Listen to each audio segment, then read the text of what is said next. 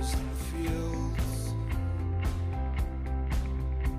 to the tallest of the towers that fall and rise. 1776, your name's upon the list of all the ones who gave until they died. Rise to the top of the world, America, America, don't you cry. I'm Garridy Hamilton, and this is Pursuit of Truth. It's time to get back to doing the episodes again. We had to take a little break off because of school, but now I'm glad to again be back to pursuing truth. And we'll try to have new episodes for you every few weeks in the summer. With this new summer of episodes, we're also going to be doing something a little bit different. I want you, whether you're watching on our Facebook page or on our YouTube page, to send in questions you'd like to have discussed on the show. Whether it be tax plans, whether it be ISIS strategies, or whether you want to talk about the upcoming football season, anything you want to talk about, and we'll answer a few of those questions every week. It's time to finally get back to the show in the light of the recent Orlando attacks. They're calling it the deadliest mass shooting in United States history. However, put in the proper perspective, the Wounded Knee Massacre in the late 1800s killed about 250 Native Americans at the hands of American troops. This would be considered the deadliest massacre in United States history. Nevertheless, ISIS is acting, and we have not yet acted. Last 4th of July, we were concerned about an ISIS terrorist attack. It's almost this next year's 4th of July, and we still really haven't done anything about ISIS, and the threat only continues to grow. This 4th of July, how are we going to feel as a nation knowing there's this threat behind us? Whatever happened to the values that we once had in our country?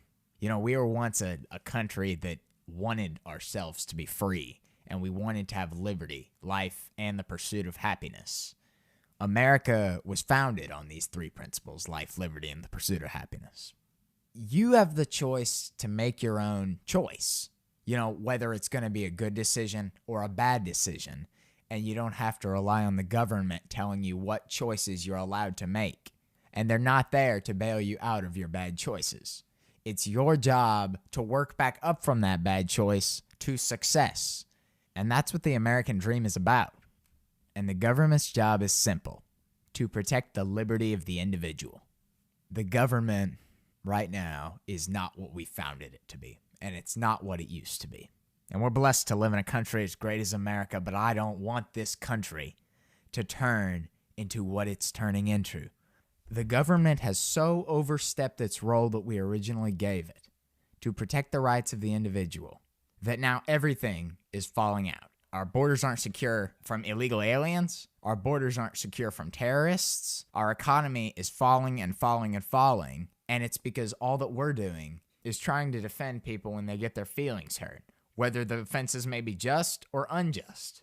When did it become the government's job to interfere with the beliefs and the lives of citizens to protect people's feelings? Our government is so occupied with being the social justice police and so-called leveling the playing field, it's ignored its own duty to defend the free market and to defend the borders. And on this 4th of July, the day that we celebrate our independence, the day that we celebrate where we said we're going to be a different country, a day that the world should remember and look at us as a country of so much overflowing liberty. But we can't even feel safe in our own borders because our government has failed at its job. Revolution is inevitable right now. And whether this is a revolution that happens inside the government, where our congressmen and our senators, and even maybe our president, wakes up and says, you know what, it's time to change this. But it could also very well be a revolution that is outside the government, where people are standing up and saying, we demand our liberty. And this has been seen in candidates like Trump and Sanders. Whether you agree with their ideologies or not, they're works of a revolution, both in positive and negative ways. We are done being bullied by the government. For the past 100 years, the government, even in small amounts, has been taking away our liberty. When we look at what we have now and we look back at what we had when our country started, we see how far we've fallen.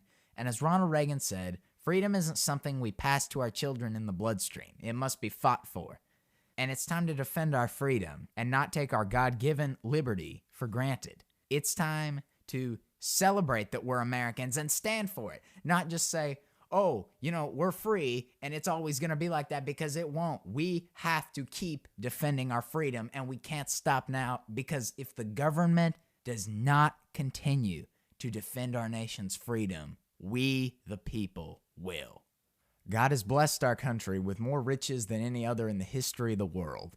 And on this 4th of July, and in this next election cycle, it's time for our people to rise up and stand for what we know is right. It's time for we, the people of the United States, in order to form a more perfect union, to again establish justice and ensure domestic tranquility, provide for the common defense, promote the general welfare, and secure the blessings of liberty to ourselves and our posterity. It's time to unite as one nation under God and get this country back on track, because when we stand for the life and liberty that we know made this country great, we will then be able to truly pursue happiness.